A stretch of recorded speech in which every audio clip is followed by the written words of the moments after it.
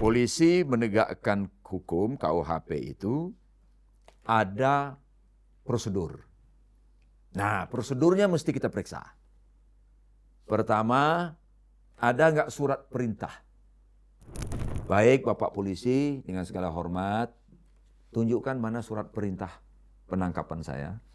Atas sangkaan apa saya diperintah? Baca suratnya. Dan apakah barang yang diambil itu terkait dengan tindak pidana atau bukan? Kalau bukan, kita bilang ini nggak ada kaitannya. Karena ada kasus dalam perkara tindak pidana terorisme. Polisi anduk-anduk dibawa. Ember dibawa.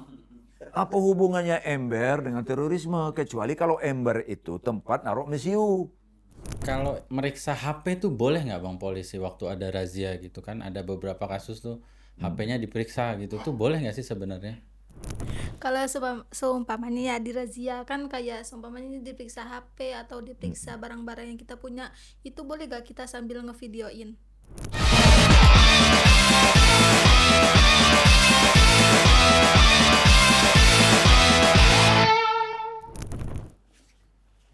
Selamat malam. Apa kabar?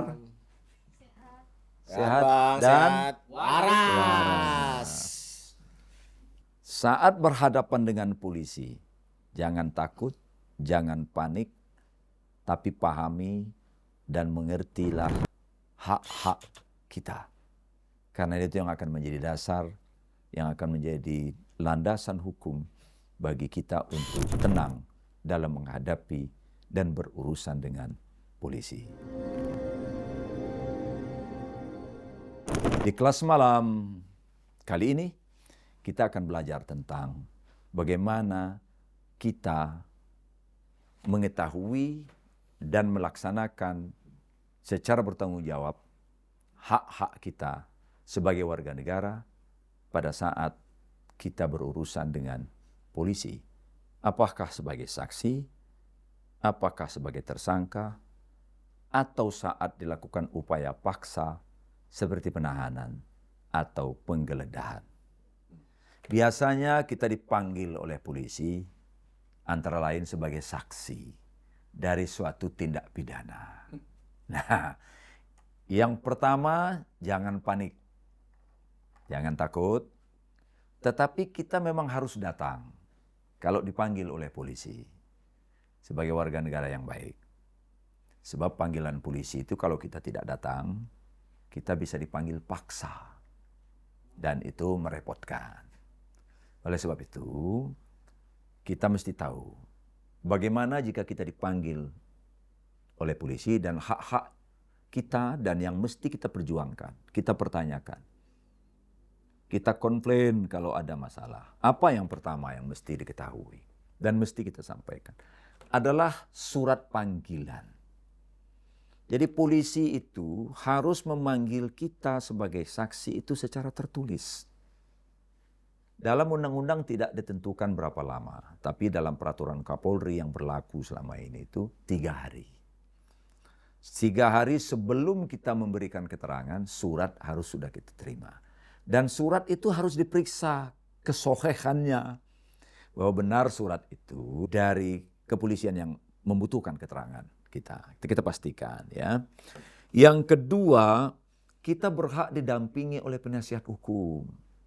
Jadi kalau kita dipanggil sebagai saksi, boleh nggak saya minta bantuan pengacara? Boleh, itu hak.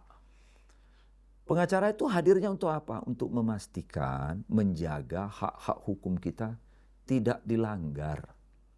Polisi agar profesional di dalam melakukan pemeriksaan kita sebagai saksi. Dan yang ketiga, pemeriksaan itu harus manusiawi. Tidak boleh menekan. Tidak boleh mengancam, tidak boleh mengintimidasi. Polisi nggak boleh, ayo ngaku. Daripada kamu nanti jadi tersangka, ngaku aja deh. Nah ini nggak bener nih, yang begini-begini nih. Anda berhak komplain. Pak polisi, saya ini saksi. Tolong perlakukan saya secara manusiawi, karena itu hak hukum saya yang diatur undang-undang. Mesti sampaikan ini, nggak usah takut. Tentu tidak perlu dengan nada marah, dengan nada yang tenang saja. Dan yang berikutnya adalah menolak pertanyaan-pertanyaan yang memberatkan. Terutama pertanyaan yang menjerat. Pertanyaan menjerat itu pertanyaan yang memaksa kita untuk menyatakan sesuatu di luar yang kita ketahui. Nah, misalnya begini. Kamu di situ kan waktu itu? Kan waktu peristiwa perkelahian pembunuhan itu kamu kan di situ. Itu namanya menjerat. Atau, ya saya ada di situ Pak. Tapi jarak saya kira-kira 500 meter. Atau 200 meter. Yang benar, katanya keterangannya Anda 100 meter. Gak boleh itu. Itu menjerat namanya. Memaksa orang mengatakan sesuatu yang tidak dia saksikan. Jadi cukup diam aja gitu Pak. Ya kalau Anda berhak diam. Jadi dalam hukum hak asasi manusia, seseorang yang diperiksa sebagai saksi, sebagai tersangka, berhak diam. Right to silent namanya. Diamnya kita itu nanti tinggal dibuat berita acara bahwa tersaksi tidak mau menjelaskan terhadap pertanyaan ini. Jadi nggak boleh dipaksa. Kalau zaman dulu itu disiksa. Zaman dulu. Dulu, sekarang masih dikit-dikit. Sekarang di sini masih dikit-dikit. Dulu ngeri. Ya, kakinya dijepit pakai kaki meja. Ya. Kukunya dicabut. Oke. Bulu-bulunya dicari. Namanya ini bulu aduh nih. Ya kan? Kalau ditarik, aduh. Nah, ini bulu aduh namanya. Nah, jadi bulu aduh ditarik. Nah, jadi itu nggak boleh lagi sebab itu namanya penyiksaan, torture. Dan kita sudah meratifikasi konvensi anti penyiksaan. Tidur di balok es. Digantung terbalik. Kaki di atas, pala di bawah. Disundut rokok. Dulu. Sekarang masih dikit. Nah, inilah hak-hak sebagai saksi. Ada hak lain terkait dengan berita acara. Habis pemeriksaan biasanya, polisi menyodorkan berita acara pemeriksaan. Dalam kurung BAP. Berita acara pemeriksaan BAP. Sebagai saksi, kita punya hak untuk membaca. Jadi nggak boleh langsung tanda tangan. Ya, nanti baca dulu Mbak ya, kalau jadi saksi loh. Mudah-mudahan nggak ya. Baca dulu satu persatu. Itu hak. Nggak boleh polisi. Udah nggak usah baca-baca, tanda tangan aja. Itu dulu. Sekarang Loh, dikit. Makanya itu harus pada pendamping pengacara. Inilah gunanya pengacara. Pengacara hadir itu tidak boleh menjawab. Tidak boleh juga dia menyanggah-nyanggah. Tapi dia boleh protes kalau ada intimidasi. Kalau ada pemeriksaan keluar dari aturan hukum yang berlaku. Nah, yang kedua, mengoreksi BAP. Jadi kalau ada pertanyaan kita yang kita sampaikan lisan itu tertulis salah, keliru oleh penyidik, coret. Pak polisi, saya bukan begini yang saya maksud. Biasanya polisi akan mempersilahkan. Silahkan ditulis. Nanti diketik ulang. Ketik ulang, baca lagi. Karena bisa dikoreksi berkali-kali itu BAP. Periksa lagi. Yang kemudian menandatangani BAP. Dan ada satu yang nggak sering orang lupakan. Pemeriksaan dengan waktu yang wajar. Jadi kalau saudara lelah, bilang. Kalau kita lelah, Pak Polisi, saya lelah. Saya mohon pemeriksaan saya sebagai saksi ini ditunda dulu. Itu hak. Dan polisi wajib menghentikan. Nggak bisa dia bilang, oh ini cuma tinggal 10 pertanyaan, udahlah. Nggak bisa. Sebab ini penegakan hukum. Hukum itu harus ditegakkan dengan cara yang beradab. Dan yang menegakkannya ini adalah polisi. Polisi itu penegak hukum. Harus wajib hukumnya ditegakkan, dijalankan secara beradab manusiawi. Apalagi di saksi. Yang diperlukan polisi untuk pembuktian suatu tindak pidana. Wajib diperlakukan benar. Wajib diperlakukan baik. Ya. Nah, bagaimana yang lain? Diatur di dalam Undang-Undang Perlindungan Saksi dan Korban. Keamanan kita dijamin. Jadi boleh jadi sebagai saksi kita diancam. Boleh jadi. kamu nggak usah ikut-ikut ya. Kamu kalau menjadi saksi, padahal kita ini saksi penting. Itu dulu. Dulu. Nah, tapi biasanya yang ngancam pelaku. Pelaku. Karena lihat kita, kan ada di film-film kan, saksi-saksi kunci itu di Uber, mau dibunuh. Oh iya. Di film, Di film tadi. dalam kenyataan juga ada. Kenapa? Ya, itu juga iya.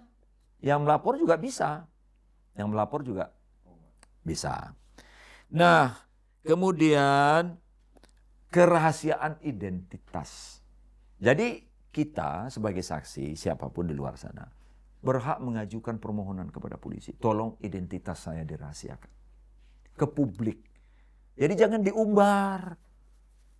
Oh, si A tadi datang ke sini memberikan kesaksian. Jangan. Terutama kasus-kasus yang resikonya tinggi. Biasanya kasus-kasus korupsi. Kasus-kasus terorisme. Ya, ini biasanya polisi merahasiakan. Karena keselamatan saksi. Bahkan LPSK bisa melindungi. Dan hak bebas dari ancaman. Nggak boleh diancam-ancam. Udahlah jujur ya, nanti kamu bisa jadi tersangka loh. Ya. Atau saksi malah disundut rokok. Nah, taruh pistol di sini. Di sini nggak ada KUHP, Mas. Ini adanya beceng. Ini ada peredamnya. Yuk kalau saya eksekusi di sini nggak ada yang tahu. Di sini nggak ada kuhab-kuhab di sini. Nggak boleh. Dulu begitu.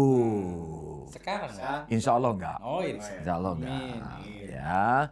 Oleh karena itu maka nggak usah khawatir, nggak usah takut.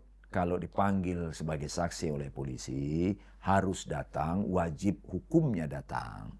Karena kalau tidak, ada kewenangan polisi untuk memanggil paksa. Dan itu tidak baik. Tidak baik. Artinya kita nggak kooperatif dalam penegakan hukum.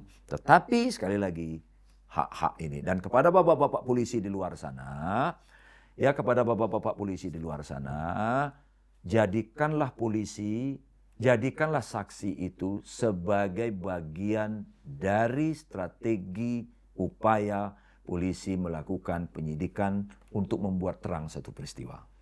Dan menguatkan bukti bahwa polisi membutuhkan keterangan saksi. Perlakukanlah saksi dengan manusiawi, sebagaimana ketentuan peraturan perundang-undangan. Nah, tentu saja, di luar sana atau siapapun pernah mengalami. Tentu saja di luar sana siapapun pernah punya pengalaman berurusan dengan bapak polisi kita atau ibu polisi kita. Tapi sekali lagi, tidak perlu cemas, tidak perlu khawatir. Yang penting dipahami dan berani menegakkan, membela diri untuk menegakkan hak-hak kita sebagai saksi. Bagi teman-teman yang menonton tayangan ini, silahkan bagikan pengalaman saudara di kolom komentar yang tersedia. Baik, barangkali ada pertanyaan-pertanyaan. Jangan sulit-sulit pertanyaannya ya. Nanti saya nggak bisa jawab. Nanya Bang, Silakan. kan tahun lalu setelah rame demo-demo Agustus tuh Bang, kan Ya. katanya banyak aktivis yang tiba-tiba ditangkap di rumahnya, di tempat tinggalnya tanpa panggilan gitu. Ya. Nah kalau kita di kos tiba-tiba ada polisi langsung masuk tuh, kita bisa apa tuh Bang? Kita berhak nanya surat perintah, berhak menolak atau seperti apa Bang? Ya. Ini sekali lagi penegakan hukum. Polisi menegakkan hukum KUHP itu ada prosedur. Nah, prosedurnya mesti kita periksa. Pertama, ada nggak surat perintah? Kalau dia mau menggeledah, harus ada surat izin ketua pengadilan. Ditanya, baik Bapak Polisi, dengan segala hormat, tunjukkan mana surat perintah penangkapan saya. Atas sangkaan apa saya diperintah? Baca suratnya. Oh, kenakan pasal ini, saya perintah polisi menghadap dan lain-lain. Kalau dia mau menggeledah, nggak bisa menggeledah sembarangan. penggeledahan itu namanya upaya paksa. Itu termasuk upaya paksa. Maka kita wajib menanyakan, mohon maaf, ada izin pengadilan, ketua pengadilan atas upaya paksa ini? Kalau tidak, mohon maaf, saya tidak bersedia untuk diperiksa karena nggak ada surat perintah, dan saya tidak bersedia Anda masuk ke kamar kos saya, ke rumah saya, karena tanpa izin ketua pengadilan setempat. Ini harus disampaikan. Jadi tidak boleh itu, ya. Kalau saudara atau siapa saja didatangi polisi dan polisi akan melakukan penggeledahan di rumah atau di tempat kos, tidak perlu panik, tidak perlu lari, tenang saja. Yang penting di KUHP itu diatur hal-hal yang harus dijalankan polisi, prosedur-prosedur yang wajib ditaati polisi kalau dia mau menggeledah. Sebab menggeledah itu termasuk upaya paksa. Apa yang mesti diketahui? Pertama, tanya identitas. Identitas yang bersangkutan. Mohon maaf, Bapak siapa? Dan tujuannya apa? Dan dia mesti mengeluarkan identitasnya. Ini kalau di Amerika dalam kasus Miranda warning.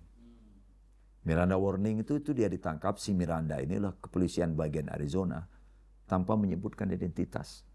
Dan dalam rangka apa dia mau ditangkap.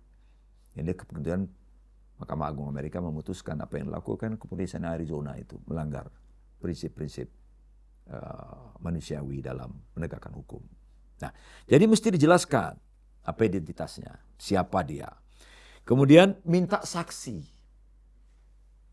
Ibu kos, bapak kos, teman, atau petugas keamanan kampung, atau ketua RT, ketua RW setempat, minta menjadi saksi. Kalau ada yang di barang yang diambil, harus ada berita acara. Apa saja barang yang diambil. Dan apakah barang yang diambil itu terkait dengan tindak pidana atau bukan. Kalau bukan, kita bilang ini nggak ada kaitannya.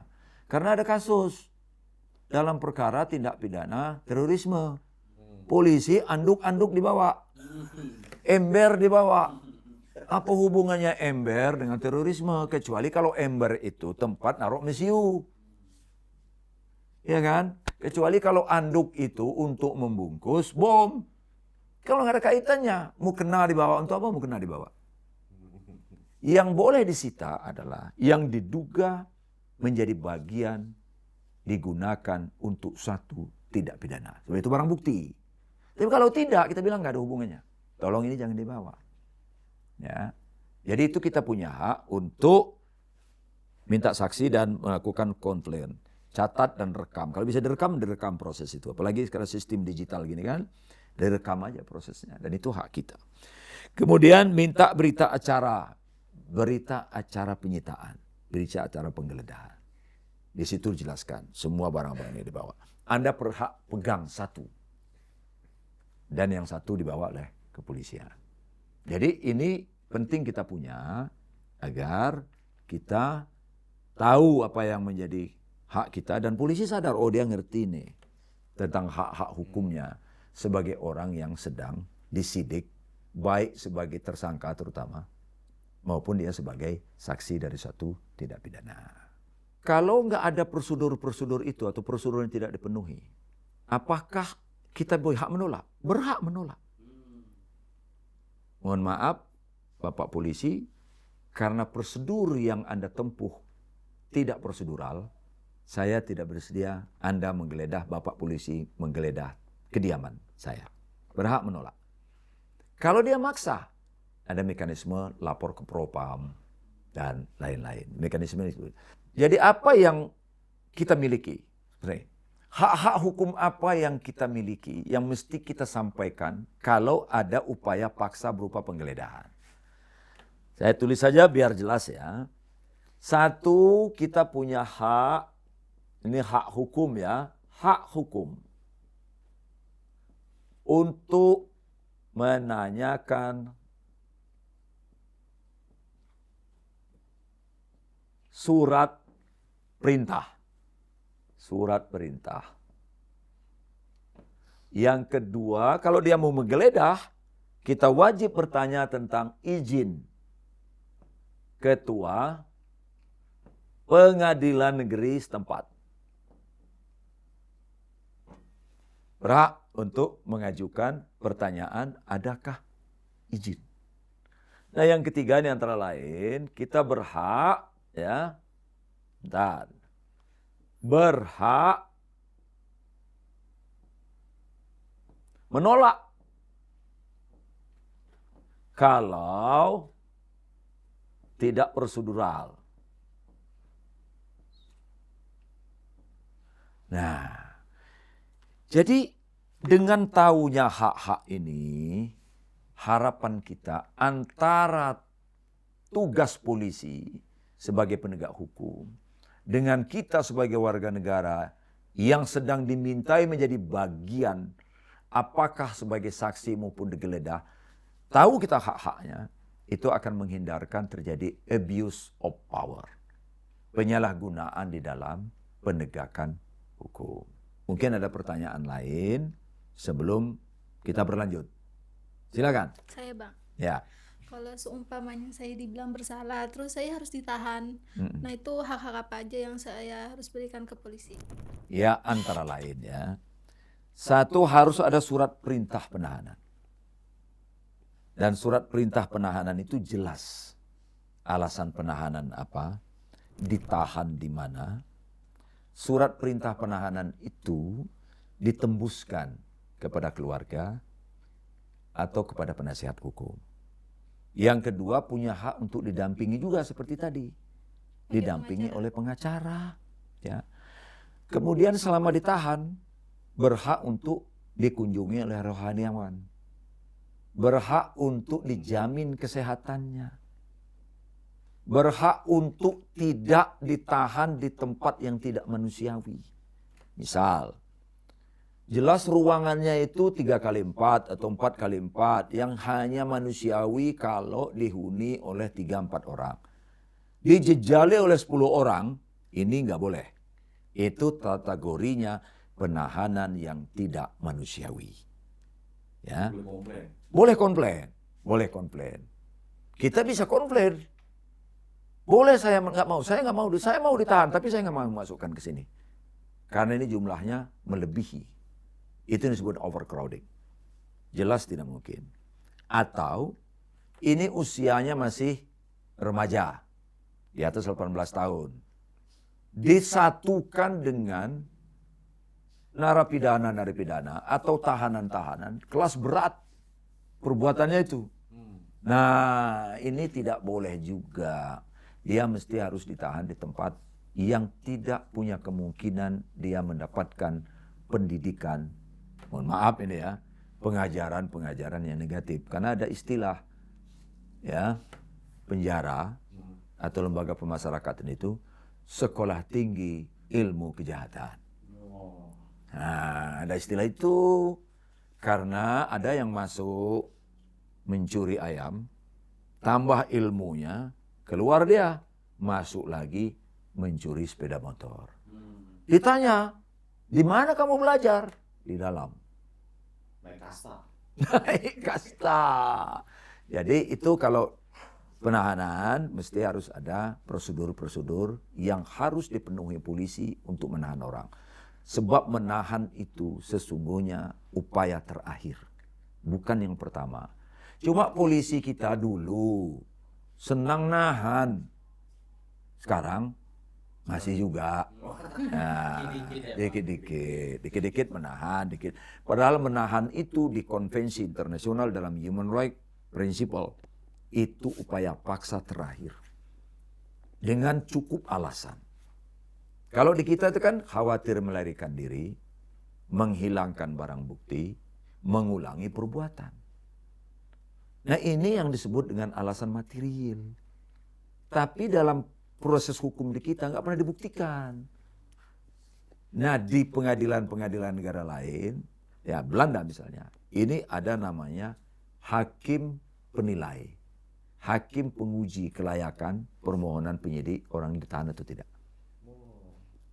Dan ada hak terakhir kalau orang ditahan. Untuk diadili lebih dulu. Jadi kalau orang ditahan, dia berhak untuk diadili lebih dulu. Untuk mendapatkan kepastian hukum dan keadilan atas perbuatannya. Bukan delay. Wah, kita sering itu, Bang. Nah di kita ini orang ditahan berbulan-bulan. Tidak segera dibawa ke pengadilan. Mental healthy banget. Iya, ini namanya penghukuman bertubi-tubi. Nggak boleh yang begini nih. Nggak boleh. Nah inilah yang menyebabkan citra penegakan hukum pidana kita di Indonesia ini buruk. Ya, buruk. Karena perlakuan aparat penegak hukum terhadap hukumnya sendiri. Nah, yang tidak taat, tidak patuh pada prosedur. Itu ya, Pak ya, tentang penahanan. Masih ada? Masih, Bang. Kemarin nih, Bang, saya pulang dari kantor terus tiba-tiba ada razia nih. Dari saya ya udah. Terus ya udah digeledah. Terus kan kadang-kadang saya kerjakan jadi ilustrator nih, Bang. Ya. Kan sering bawa pisau buat ngeruncingin pensil dan sebagainya kayak gitu-gitu. Nah, tiba-tiba itu diambil tuh, Bang. Terus saya dibilang bahwa kamu ini mau ngapain kamu bawa kayak ginian lah. Saya jelasin bahwa saya ilustrator, Pak, saya harus tiap hari gambar nih, Pak, gitu. Nah, kayak gitu-gitu kita boleh sih nggak sih, Bang? Untuk tidak boleh, saya nggak boleh mau dirazia nih, kayak gitu-gitu. Ya, razia itu memang kewenangan polisi. Polisi itu kewenangannya luas sekali. Bisa menghentikan orang, bisa memeriksa surat menyurat, bisa menggeledah badan kita. Luas sekali kewenangannya. Nah, keluasan kewenangan inilah yang sering menyebabkan polisi kita melampaui batas kewenangan itu. Boleh dia melakukan razia? Boleh. Mungkin pernah ada atau seminggu terakhir ini, beberapa waktu belakangan ini di wilayah itu, di daerah itu terjadi tindak pidana. Hingga polisi dalam rangka pencegahan melakukan patroli lalu menghentikan orang. Nah, di sini masalahnya. Ketika kita dihentikan, kita berhak tanya. Selamat malam. Dia mesti jelaskan, kami dari kepolisian ini dalam rangka ini, mohon izin mau memeriksa bawaan Bapak. Ya. Itu kan? Ya. Dia mesti ngomong, declare. Dan ini surat perintah penggeledahan, surat perintah razia. Oh, harus ditunjukkan. Anda ditunjukkan. Nggak bisa polisi pulang dari dinas tengah jalan. Perlu adalah beberapa teman berhenti, kita lakukan razia, pemeriksaan. itu Nggak bisa begitu. Dulu sering tuh, Bang, dulu Nah, sering. itu namanya dulu sering itu. pengauran. Nah, dulu sering itu dulu, Bang. Ya. Dimintain uang tuh nggak apa-apa, Pak. Kenapa? Razia dimintain uang. Nah, makin tidak boleh lagi. Dulu Tapi itu dulu kayaknya, dulu. Sekarang sih enggak. Oh. Ya, kalaupun masih ada oknum. Nah, yang kita kasihan sama polisi. Iya. Ya, institusi polisi ini kita cintai. Ya, karena itu wajib polisi ini menjaga citranya. Dia kembali. Jadi kita mesti tanya, kalau dia mau menggeledah, apa yang wajib saya? Nggak usah Bapak geledah, Bapak minta apa? Oh. Nah, kalau saya mau periksa tas, di depan kita diperiksa. Dia buka, ditemukanlah tadi ada pisau kecil. Iya.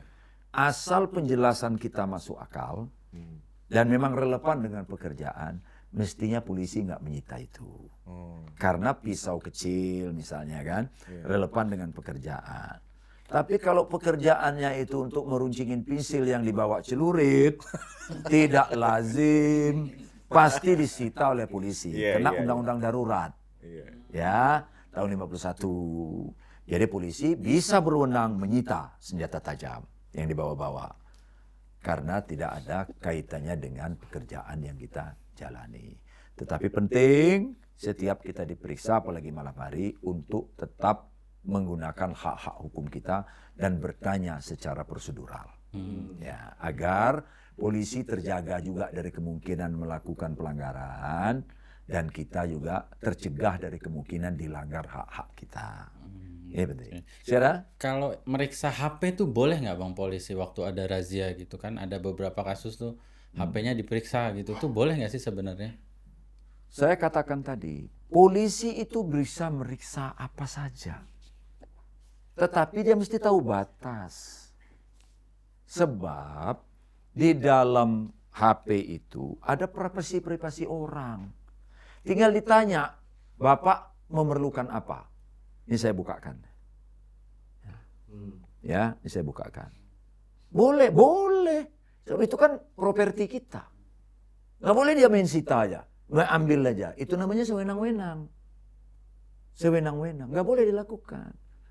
Bapak membutuhkan informasi apa hingga perlu memeriksa handphone saya. Berarti termasuk waktu pas saksi gitu disita HP-nya gitu, kita boleh tuh untuk tidak memberikan HP itu kepada polisi. Itu kalau memang bagian dari tindak pidana kita nggak bisa cegah. Itu kewenangan polisi. Ada banyak peristiwanya. Itu dibolehkan saja. Tapi kalau dalam rangkaian razia umum begitu, kita boleh tanya, dalam rangka apa Pak Polisi? Kan kita nggak pernah tahu. Kita jadi saksi bukan. Apalagi jadi tersangka. Kok tiba-tiba mau meriksa HP? Kan relevansinya apa? Jadi peristiwa hukum itu satu rangkaian. Ya kan? Kecuali kalau ada bukti polisi menunjukkan kami mendapatkan peristiwa berita ini. Gitu.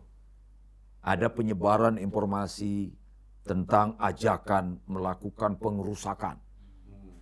Nah, untuk menghasut dan lain-lain. Apakah Anda mendapatkan itu? Nah, itu kita bukakan. Gitu. Ini Pak ada. Kan kelihatan kalau Anda respon, Anda mengirim kembali. Kalau Anda cuma lihat dan baca, ya kan nggak relevan Anda ditarik-tarik. Tapi kalau Anda mengirim lagi, nambah-nambahin, wah ini cocok ini. Kita lanjutkan. Nah, berarti polisi patut mencurigai kita menjadi bagian dari agenda pengerusakan, pembakaran, dan lain-lain. Gitu ya. Saya mau nanya, Baik, silakan Mbak. kalau seumpamanya ya di razia kan kayak seumpamanya diperiksa HP atau diperiksa barang-barang yang kita punya, itu boleh gak kita sambil ngevideoin? Oh, boleh saja. Boleh saja. Kan itu bahkan ya tadi yang saya lupa sampaikan. Ketika kita diperiksa oleh polisi sebagai saksi, sebagai tersangka, ada hak untuk CCTV. Jadi sekarang sudah ada ketentuannya dalam KUHP ini untuk mencegah terjadinya penyalahgunaan. Ada CCTV. Jadi kalau ketika diperiksa nggak ada CCTV, kita bilang sama polisi. Tolong dong CCTV-nya, karena ini diatur KUHP. KUHP yang baru. Iya, KUHP yang baru. Jadi ada CCTV. Ini bagus. Kemajuan KUHP ini. Ya, untuk mencegah penyalahgunaan wewenang. Termasuk boleh direkam. Dan polisi nggak boleh menolak. Agar polisi juga terkontrol dalam menjalankan kewenangan hukumnya. Jangan nanti polisi nggak terkontrol. Polisi kan manusia juga. Emosi ada. Ya kan? Kemungkinan dia sombong, lalu merasa berwenang dan nggak menggunakan prosedur. Ada. Tapi kalau ada kontrol, dia tercegah. Dan polisi nggak usah khawatir Bapak. Ya, laksanakan saja perintah, laksanakan saja kewenangan dengan benar. Jadi kalau ada rakyat memvideo, nggak usah marah. Agar Bapak, Ibu, Hakim tercegah dari kemungkinan melakukan kesalahan dalam penegakan hukum pidana. Ya Bang, soalnya kan penting video kadang-kadang CCTV suka hilang tuh Bang. Kalau lagi ada kasus-kasus gitu, tapi itu dulu Bang. Ya, itu lain lagi. Itu lain lagi. Ceritanya beda lagi. Perlu diingatkan bahwa hak bukan untuk dihafal, tapi untuk digunakan, untuk dipakai agar proses penegakan hukum berjalan dengan fair. Kita akan lanjutkan pembicaraan kita pada hal-hal yang lain di kelas malam yang akan datang. Baik, kita akan lanjutkan dengan topik-topik lain di kelas malam berikutnya. Sampai jumpa.